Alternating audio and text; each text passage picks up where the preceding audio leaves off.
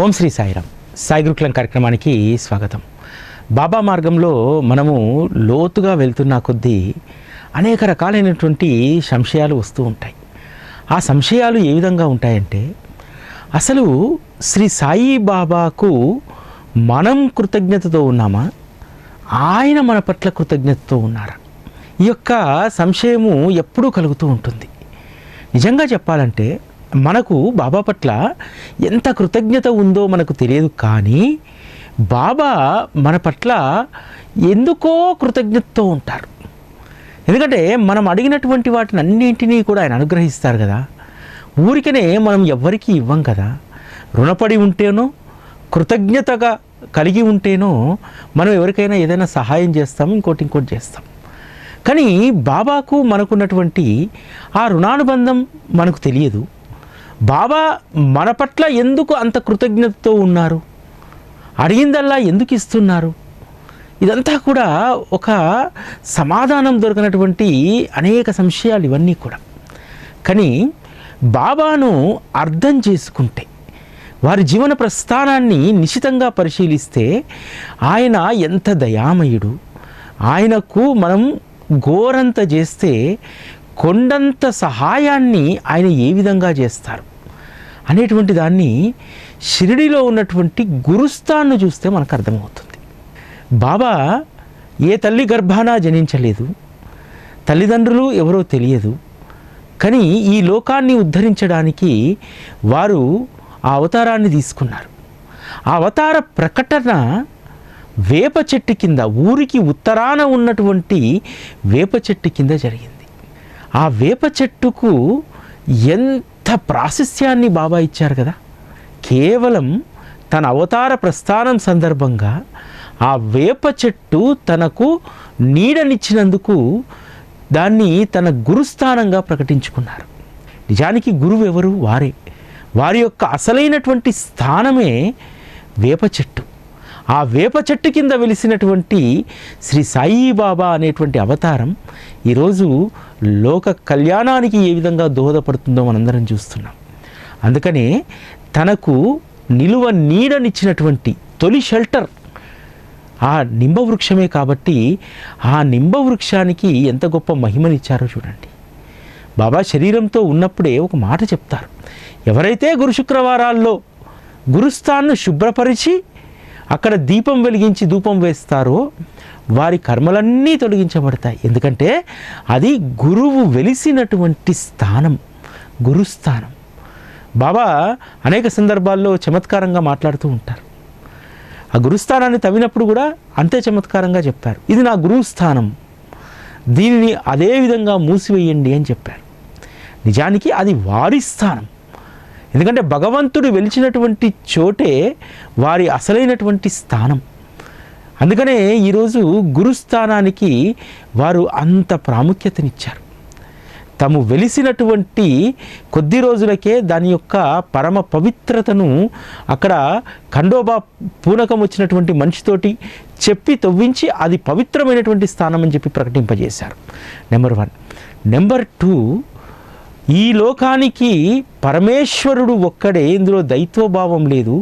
పరమేశ్వరుడైనా శ్రీ మహావిష్ణువు అయినా సరే వీరికి ఏమాత్రం తేడా లేదని చెప్పి ముందు అక్కడ వేప చెట్టు కింద పాదుకలను ప్రతిష్ఠింపజేసి, ఆ తరువాత శివలింగాన్ని ప్రతిష్ఠింపజేసి, శివకేశవులు ఇద్దరూ ఒక్కరే, ఆ శివకేశవుల యొక్క కార్యాన్ని నిర్వర్తించడానికి ఈ కలియుగంలో నేను ఇక్కడ ఈ వేప చెట్టు కింద అవతరించాననేటువంటి విషయాన్ని బాబా ఎంత అద్భుతంగా తెలియజేశారు కదా.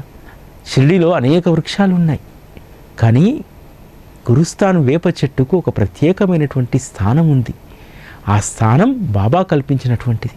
అంటే కొద్ది రోజుల పాటు తనకు ఆశ్రయం ఇచ్చినటువంటి వేప చెట్టుకే అంత మహత్తునిచ్చి, అంత ప్రాధాన్యతనిచ్చి, దాని రుణం తీర్చుకోవడానికి దానికి ఒక పుణ్యధామంగా దాన్ని తీర్చిదిద్దాడే. ఇక మనం ఆయనను ఆశ్రయించినటువంటి మనలాంటి వారము ప్రతినిత్యము ఆయననే హృదయంలో తలుచుకుంటే, శాశ్వతంగా ఆయననే మన హృదయంలో కొలువు తీర్చుకుంటే, అటువంటి వారి పట్ల ఎంత కృతజ్ఞత కలిగి ఉంటారు. మనం అనుకుంటాం బాబా అనుగ్రహము ఊరికనే దొరికిందని చెప్పి. అసలు మనకు తెలియకుండానే మనం ఆయన పట్ల కృతజ్ఞతతో ఉండేలాగా ఆయన చేసేసుకుంటాడు. ఆయన మనకు కృతజ్ఞతగా ఉండేలాగా అనేక పనులు మనతో చేయించేసుకుంటారు. అనునిత్యము ఆయన ధ్యాసలో ఉంటే ఆయన మనకు కృతజ్ఞుడై ఉంటాడు. మనకు నిత్య జీవితంలో కావలసినటువంటి పనులన్నీ కూడా చాలా మట్టుకు ఎందుకు జరుగుతాయి? ఎందుకు ఆయన అనుగ్రహం దక్కుతుందంటే ఆయనకు ఎప్పుడూ తనను గుర్తించుకునేటువంటి వాళ్ళంటే ఇష్టం. అటువంటి వారి పట్ల ఆయన కృతజ్ఞుడై ఉంటాడు. సచ్చరితలు కూడా చెప్పబడుతుంది కదా, బాబా స్వయంగా చెప్తారు, ఎవరైతే నన్ను అనన్యంగా శరణు చొచ్చుతారో వారి రక్షణ బాధ్యత నాది అని అంటారు. బాబా యొక్క కృతజ్ఞత ఎలా ఉంటుందంటే, బాబా రెండోసారి చాంద్ పాటిల్ బృందంతో షిరిడీకి వచ్చిన తర్వాత ఎక్కువ సమయం, అంటే ద్వారకామాయిలో ఎక్కువ కూర్చునేటువంటి వారు కాదు, చిట్టడుగులో తిరిగేటువంటి వారు. ఆ తర్వాత ఎక్కువ సమయము హనుమాన్ మందిరంలో గడిపేటువంటి వారు. హనుమాన్ మందిరంలో దేవిదాస్, జానకిదాస్, శ్రీ సాయిబాబా వీళ్ళ మధ్య గంటల తరబడి దైవిక అంశాల చర్చ జరిగేది. వీళ్ళకు అద్భుతమైనటువంటి సత్సంగ కేంద్రము హనుమాన్ మందిరం. ఆ ఆంజనేయ స్వామి మందిరానికి కూడా ఎంత గొప్ప ప్రాధాన్యత ఇచ్చారో చూడండి. బాబా ద్వారకామాయిలో దక్షిణముఖంగా కూర్చునేటువంటి వారు, ఆంజనేయ స్వామి కూడా దక్షిణముఖంగానే ఉంటారు అక్కడ. అంటే ఇద్దరు పక్క పక్కన కూర్చుండేటువంటి వారు. అంతేకాదు ఆ మందిరంలో అనేక ఆధ్యాత్మిక విషయాలు దేవిదాస్ లాంటి, జానకిదాస్ లాంటి సత్పురుషులతో అక్కడ చర్చోపచర్చలు జరిగాయి. అందుకనే ఈరోజు ఆ మారుతి మందిర నిర్వహణ సంస్థానానికి అప్పచెప్పబడ్డది. సంస్థానమే ఇప్పటికీ ఆ మందిరం యొక్క ఆలనా పాలన, అక్కడ జరిగేటువంటి అన్ని కార్యక్రమాలు ఆ హనుమాన్ మందిరం సంస్థాన్ ఆధీనంలో ఉంది. షిరిడీలో అనేక మందిరాలు ఉన్నాయి. ఈవెన్ బాబా రెండోసారి షిరిడీకి వచ్చినప్పుడు ఖండోబా ఆలయం దగ్గరికే కదా వెళ్ళారు. ఖండోబా ఆలయం కానీ, మహాలక్ష్మి ఆలయం కానీ, ఇతర ఏ ఆలయాలు కూడా సంస్థాన్ పరిధిలో లేవు. ఒక్క హనుమాన్ ఆలయం మాత్రమే సంస్థాన్ పరిధిలో ఉంటుంది. అంతేకాదు ఈ షిరిడీ గ్రామ దేవతలైనటువంటి అనేక సంవత్సరాలుగా కొలుస్తున్నటువంటి శని, మహాదేవ్, గణపతి ఆలయాలు సంస్థాన్ ప్రాంగణంలోనే ఉన్నాయి. అంటే ఆ ఊరిలో తరతరాలుగా అందరూ జనులు కొలుచుకుంటున్నటువంటి వాటికి కూడా, ఎందుకంటే తను షిరిడీకి వచ్చిన తర్వాత, బాబా అవతారం తీసుకొని షిరిడీకి వచ్చిన తర్వాత గణపతి, మహాదేవ్, శని ఆలయాల కంటే కూడా ఎక్కువగా జనం ద్వారకామాయిలోనే ఉండేటువంటి వారు. అయినా సరే బాబా ఆ దేవతామూర్తులకు ఒక ప్రత్యేకమైనటువంటి గౌరవాన్ని ఇచ్చేటువంటి వారు. ఆ గౌరవం, కృతజ్ఞత బాబా ఇప్పటికీ ఆ ఆలయాల పట్ల చూపెడుతున్నారు. ఇదంతా మీకు ఎందుకు చెప్తున్నానంటే, బాబాకు ఆశ్రయం కల్పించినటువంటి వేప చెట్టుకు, అదేవిధంగా తమను కాదని తన వద్దకు జనం వచ్చినా సరే వారిని సంతృప్తిపరిచి వారి పట్ల కృతజ్ఞతతో ఎలా ఉన్నారు బాబా. అంటే బాబా యొక్క కృతజ్ఞత స్వభావాన్ని మనం అర్థం చేసుకోవాలంటే వీటన్నింటినీ మనం చూడాలి. ఆ విధంగా బాబా తన భక్తుడి పట్ల ఎంత కృతజ్ఞతతో ఉంటాడు, ఎంత ప్రేమగా ఉంటారనడానికి ఒక్క సందర్భాన్ని మీకు చెప్తాను. రాజా బహదూర్ అనేటువంటి ఒక పెద్ద మనిషి షిరిడీకి వస్తారు. బాబా పట్ల అమితమైనటువంటి భక్తి ఉంటుంది. ఒకరోజు ద్వారకామాయిలో కూర్చుని ఉండగా బాబాకు చిలుం సిద్ధం చేసి షామా ఇస్తాడు. ఆ చిలుం బాబా తాగుతూ ఆ పొగ బయటికి వదిలినప్పుడు విపరీతంగా దగ్గుతూ ఉంటారు. ఆ తర్వాత ఆ చిలుం అక్కడ ఉన్నటువంటి వాళ్ళందరూ తీసుకుంటారు. రాజా బహదూర్కు చిలుం తాగేటువంటి అలవాటు లేదు. దాంతో ఆయన చిలుం పీల్చరు. పైగా బాబాతో ఒక మాట అంటారు, బాబా మీరంటే మా అందరికీ ప్రాణం, మీరు ప్రాణం పోయేలాగా అల్లాడిపోతూ ఉన్నారు ఆ చిలుం తాగి. ఆ చిలుం తాగడం వల్ల మీకు ఇబ్బంది కలుగుతుంది బాబా, ఆ చిలుం వదిలేసేయండి బాబా అని అంటాడు. అప్పుడు బాబా నవ్వుతూ అంటాడు, రాజా బహదూర్ ఈ చిలుం మహిమ నీకేం తెలుసయ్యా, ఈ చిలుం ఎంత ఆనందాన్ని ఇస్తుందో తెలుసా, ఒక్కసారి పీల్చి చూస్తే తెలుస్తుంది, దాని రుచే చూడలేదు, దాని గురించి నువ్వు మాట్లాడుతున్నావు, దాని రుచి చూడవయ్యా అని అంటారు. తర్వాత వరుస క్రమంలో తన వద్దకు చిలుము వస్తుంది. ఆ చిలుమును తన నోటి వద్ద పెట్టుకుంటాడు. బాబా తల ఊపుతాడు. పీల్చు అని చెప్పి ఆ చిలుం కళ్ళు మూసుకొని పీలుస్తాడు. పీల్చినప్పుడు 2 చుక్కల నీటి బిందువులు తన నాలుక పైన పడతాయి. ఆ నాలుక పైన పడ్డటువంటి నీటి బిందువులు నీటి రుచి లేవు, నీటికి రుచి వాసన ఉండదు, కానీ అవి అమృతప్రాయమైనటువంటి రుచి. అదేవిధంగా ఆ నీటి చుక్కలు తన గొంతులో పడగానే ఒక సుగంధ పరిమళము వెదజల్లుతూ ఉంది. తన గొంతంతా కూడా సుగంధమైపోయింది. దాంతో పరవశించిపోతాడు. బాబా వారి యొక్క చిలుమునిచ్చి నా గొంతులో అమృతపు చుక్కలు వారు వేశారు అని చెప్పి తన్మయత్వానికి లోనైపోయి మరొకసారి దాన్ని పిలుస్తూ ఉంటాడు. ఆ తర్వాత బాబా అడుగుతాడు, చిలుం నీకు హాని చేసిందా, మేలు చేసిందా? బాబా, మీరు ఏది ఇచ్చినా సరే అది మేలు చేసేటువంటిదే. ఏదో అజ్ఞానంతో నేను మాట్లాడాను, చిలుము వల్ల మీకు ఆ పొగ పీల్చడం ద్వారా మీకు దగ్గొచ్చిందని, మీరు దగ్గుతుంటే ఆ బాధను నేను చూడలేకపోతున్నాను, అందుకోసం ఆ మాట అన్నాను అంటాడు. అప్పుడు బాబా రాజా బహదూర్తో అంటారు, ఏదైనా సరే మనము రుచి చూసి స్వయంగా అనుభవించి తెలుసుకోవాలి.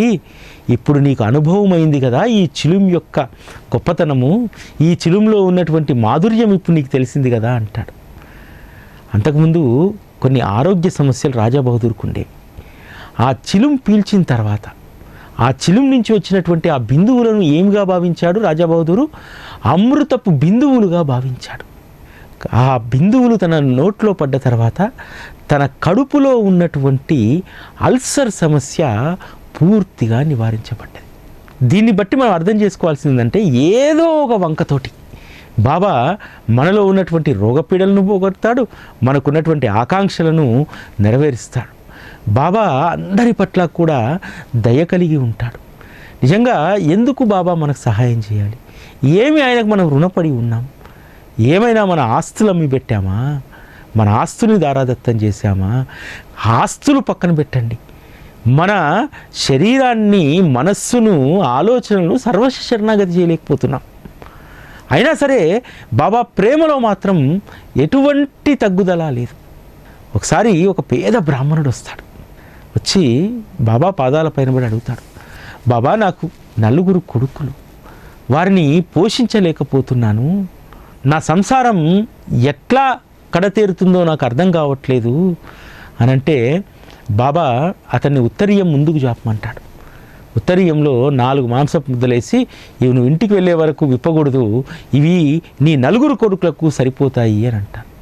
సరే అని చెప్పి ఆ బ్రాహ్మణుడు మూట కట్టుకొని బయలుదేరుతాడు. బాబా అందులో ఏమి వేశారనేటువంటి విషయం మాత్రము ఈ బ్రాహ్మణుడికి తెలియదు. బాబా ఏదో ప్రసాదం ఇచ్చాడు, తీసుకెళ్తున్నా అని చెప్పి. సరే అని చెప్పి ఊరి పొలిమోర దాటిన తర్వాత ఒక దగ్గర ఆగి తన ఉత్తరీయంలో కట్టుకున్నటువంటి ఆ ప్రసాదాన్ని విప్పుతాడు. అది చూడగానే బ్రాహ్మణుడు ఒక్క అడుగు వెనక్కి వేసి, అరే రే బాబా మాంసపు ముద్దలు ఇచ్చాడు, మాంసం మేము ముట్టం కదా అని చెప్పి ఆ ఉత్తరీయాన్ని ఇలా పక్కనున్నటువంటి కాలువలోకి దులుపుతాడు. ఆ తర్వాత ఇంటికి వెళ్ళి ఉత్తరీయాన్ని మరొకసారి దులపగానే అందులో నుంచి 12 గ్రాములు ఉన్నటువంటి ఒక బంగారు కడ్డీ బయటకు వస్తుంది. బాబా 4 ముద్దలు దాంట్లో వేశారు. అతడు ఉత్తరీయం అలా కాలువలోకి దులపగానే 3 అక్కడ పడిపోయాయి, 1 మాత్రం మిగిలింది. అది ఇంటికి వచ్చి దులిపితే బంగారు కడ్డీ అయింది. అప్పుడు ఆ బ్రాహ్మణుడికి విషయం తెలుస్తుంది. బాబా చెప్పినట్టు నేను ఇంటికి వచ్చి ఆ ఉత్తరీయంలో ఉన్నటువంటి దాన్ని విప్పితే ఆ 3 కూడా బంగారు కడ్డీలే, ఆ బంగారు కడ్డీలను నేను జార విడుచుకున్నాను అని చెప్పి ఎంతో బాధపడతాడు. ఈ విషయం ఆ రోజుల్లో అనేక మంది భక్తులకు తెలుసు. అందుకనే ఆ రోజు బాబా ఏది అనుగ్రహించినా సరే, ఏ ప్రసాదాన్ని ఇచ్చినా సరే దాన్ని వద్దు అనేటువంటి దాన్ని మాత్రం చెప్పేటువంటి వాళ్ళు కాదు. ఈ విషయాన్ని స్వామి శరణానందకు వాళ్ళ నాన్నగారు చెప్తారు. నువ్వు షిరిడీలో ఉంటున్నావు కదా, బాబా ఏది ఇచ్చినా సరే, మట్టి ఇచ్చినా సరే దాన్ని తిరస్కరించవద్దు. దాని వెనకాల గొప్ప అర్థం, పరమార్థం ఉంటుంది. బాబా ఇచ్చేటువంటి అనుగ్రహాన్ని మనం చేజార్చుకున్నటువంటి వాళ్ళం అవుతాము. కాబట్టి బాబా ఇచ్చినటువంటి ప్రతి దానిని, ఏ ప్రసాదమైనా సరే దాన్ని స్వీకరించాలి అని చెప్పి స్వామి శరణానంద తండ్రి చెప్తాడు. ఎవరైతే బాబా పట్ల పరిపూర్ణమైనటువంటి విశ్వాసం, భక్తి, శ్రద్ధ కలిగి ఉంటారు, వారి జీవితాల్లో అద్భుతాలు జరుగుతాయి. ఒక 18 సంవత్సరాల వయసు ఉన్నటువంటి ఒక యువతి 1982 ఆ ప్రాంతంలో వారి మండల కేంద్రంలో ఉన్నటువంటి పోస్ట్ ఆఫీస్ ఏజెంట్గా ఆవిడ చేరుతుంది. ఆమె పని ఏంటంటే చిన్నపిల్లల చేత ₹2 పొదుపు చేయించడం, అదేవిధంగా ఆర్డీలు కట్టించడం, ఇటువంటిది. దాన్ని కట్టించినందుకు గాను తనకు కొంత కమిషన్ వస్తుంది.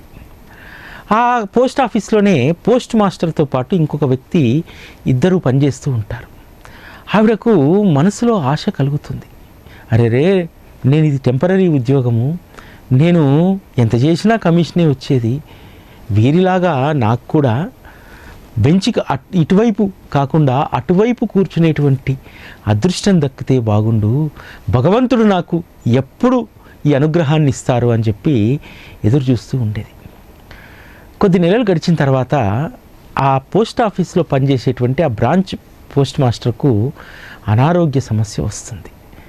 అతనికి పెరాలసిస్ వచ్చి ఒకవైపు చెయ్యి పనిచేయదు. కానీ అతనికి ఉద్యోగం అవసరం. కొన్ని రోజుల తర్వాత మళ్ళీ ఉద్యోగంలో చేరతాడు హాస్పిటల్ నుంచి వచ్చి.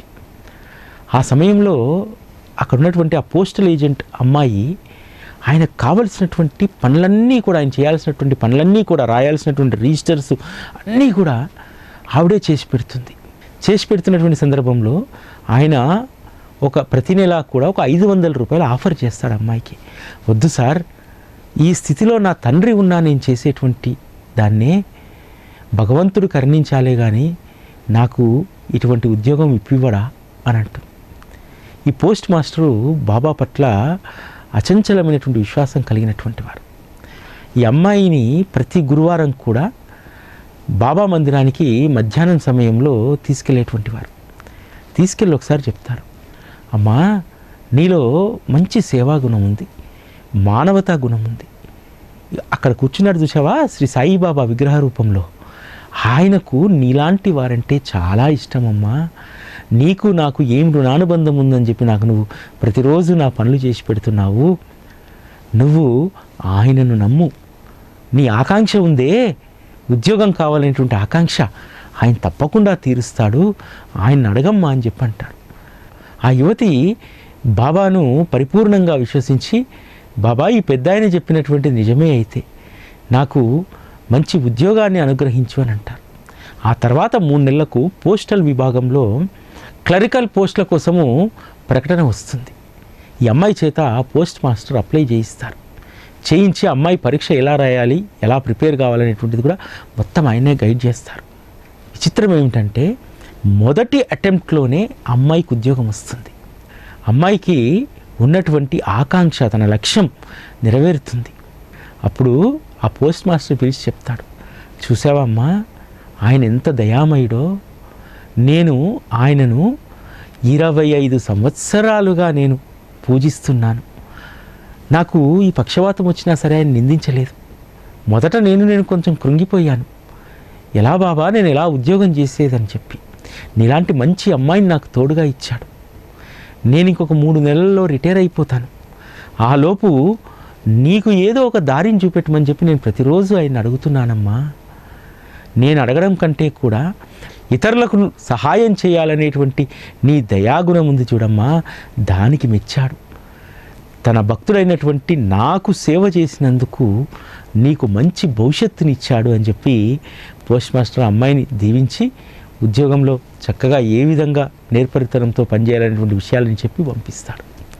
ఇక్కడ మనం గుర్తుపెట్టుకోవాల్సింది ఒక్కటే, తనకు నీడనిచ్చినటువంటి, కొద్ది కాలం పాటు నీడనిచ్చినటువంటి ఆ నింబ వృక్షానికే అంత గొప్ప మహత్తును, అంత గొప్ప ప్రాధాన్యతను ఇచ్చారంటే, అనుక్షణము కూడా ఆయననే తలుస్తూ, ఆయన నామాన్నే హృదయంలో ఉంచుకొని, ఆయననే హృదయంలో కొలువు చేసుకున్నటువంటి భక్తుల పట్ల ఆయన ఏ విధంగా ఉంటారో ఒక్కసారి మీరు గమనించండి. చాలామంది అనుకుంటూ ఉంటారు, బాబా మనకొకటి అనుగ్రహించారు, ఆయనకు మనం ఏదో ఒకటి సమర్పిస్తే మనం కృతజ్ఞత తీర్చుకున్నాము అని చెప్పి మనం అనుకుంటాం. నిజానికి ఆయన ఎప్పుడూ కూడా మన నుంచి ఏమీ కోరుకోడు. కాకపోతే అది మనలోనే ఉండాలి. చాలామంది ఈరోజు చూస్తూ ఉంటాం, అనేక ప్రయత్నాలు చేస్తూ ఉంటారు. పిల్లల కోసము చాలా ఫెర్టిలిటీ సెంటర్లకు అక్కడిక్కడ తిరుగుతారు. కానీ ఎవరో ఒకరు చెప్తారు, ఇప్పుడు మన వరాల సాయి మందిరమే ఉంది. వరాల సాయి మందిరం దేనికి ప్రత్యేకత అంటే ముఖ్యంగా పిల్లలకు సంబంధించినటువంటి చాలా రోజులుగా ఎవరికైతే సంతానం కలగదో అటువంటి వారికి అందరికీ ఇక్కడ అనుగ్రహం లభిస్తుంది. ఆయన ఎంతమందికి సంతానాన్ని అనుగ్రహించారో, ఆయన 5 ఏళ్ల ప్రస్థానంలో నాకు తెలిసి ఆయన అనుగ్రహంతో ఒక 500 మంది పిల్లలు పుట్టుంటారు. అనేక ఫెర్టిలిటీ సెంటర్లకు తిరిగినా సరే ప్రయోజనం లేనటువంటి వారు ఇక్కడికి రావడం చేత ఇక్కడ జరిగేటువంటి కార్యక్రమాల్లో రేపు 52 గురువారాల పూజా కార్యక్రమము ఎంత మహత్తు కలిగినటువంటిదంటే చాలామందికి 5-6 వారాల్లోనే వారు కోరుకున్నటువంటి సహజమైన న్యాయమైన, అంటే అత్యాశతో కూడుకున్నటువంటివి కాదు, సహజమైనటువంటి న్యాయమైనటువంటివి ఈ కోరికలన్నింటినీ కూడా ఆయన ఖచ్చితంగా నెరవేరుస్తారు. ఆయనను విశ్వసించి ఆయన పైనే ఆధారపడితే ఆయన చేసేటువంటి మేలుకు కొదువే ఉండదు. అయితే మనం చాలామంది బాబాకు ఏదో ఇచ్చేసి సేవ చేసేసాము, ఇక్కడితో అయిపోయిందని చెప్పి అనుకుంటాం. ఫర్ ఎగ్జాంపుల్, అనేక ఫెర్టిలిటీ సెంటర్లో లక్షలు 10 లక్షలు తగలబెట్టినా కానటువంటి పిల్లలు బాబా అనుగ్రహంతో పిల్లలు పుడితే ఏం చేస్తాం? మహా అంటే ఎంతవరకు మన ఆలోచన పరిధి ఉంటుందంటే ఒక గురువారం అన్నదానం, బాబాకు మంచి వస్త్రాలు, ఇంతవరకు ఉంటుంది. నిజంగా అది చేయనటువంటి వాళ్ళు కూడా ఉంటారు. వాళ్ళు ఏంటంటే టెంపరీ వచ్చి వెళ్ళిపోయేటువంటి వారు. బాబా యొక్క అనుగ్రహము మనకు ఎప్పటికీ ఉండాలంటే బాబాకు కేవలము వస్తు రూపంలో దక్షిణ రూపంలో సమర్పించినటువంటి మాత్రమే కాదు, బాబాకు సంబంధించినటువంటి సేవా కార్యక్రమాల్లో నిరతం మనము భాగస్వాములు కావాలి. ఎందుకంటే సాయి టీవీ ద్వారా దాదాపు నాకు తెలిసి ఎక్కువ మంది కాకుండా ఒక 100, 150, 200 మంది ఎప్పుడెప్పుడు బాబాకు సంబంధించినటువంటి సేవా కార్యక్రమాలు ఉంటాయా అందులో మేము భాగస్వాములం కావాలా అనేటువంటి ఆతృతతో ఉంటారు, ఎదురు చూస్తూ ఉంటారు. బాబా సేవ కోసం ఎదురు చూస్తూ ఉండాలి.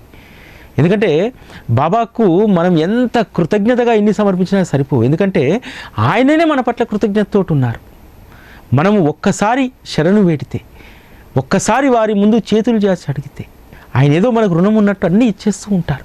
నిజానికి మనమే ఆయనకు రుణపడి ఉన్నాం, కానీ ఆయన వ్యవహార శైలి మాత్రము ఆయన మనకు రుణపడి ఉన్నట్టు ఉంటుంది. బాబా ఎప్పుడూ కూడా తన భక్తుడితోటే ఉండాలని కోరుకుంటాడు. ఆయన ఎప్పుడు కూడా నిజంగా మనతోనే ఉంటారు. మనతో ఉండి మనకు ఏ కష్టం వచ్చినా, ఏ ఆపద రాబోతున్నా అసలు ఎంత అటెన్షన్గా ఉంటారంటే మన పట్ల ఇంత అటెన్షన్గా ఉండేటువంటి వారు ఎవ్వరూ ఉండరు, ఈ సృష్టిలోనే ఉండరు. ఆయన ఒక్కరు మాత్రమే అంత అటెన్షన్గా ఉంటారు. కాబట్టి బాబాతో మనకున్నటువంటి రుణానుబంధాన్ని ఇంకా పెంచుకోవాలి. ఆ పెంచుకునేటువంటి దారిలో మనమందరం నడవాలి. అది ఎలా పెంచుకోగలుగుతాం?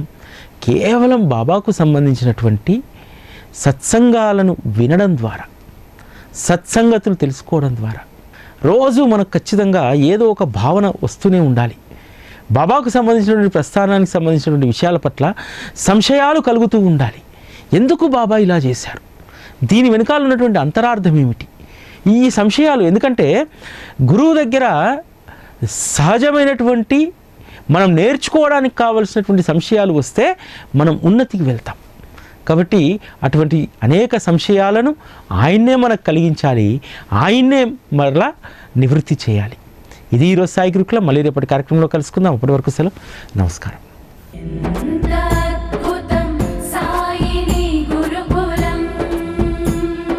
శిక్షణే తప్ప శిక్షలు లేని శరణాగతి సౌదం.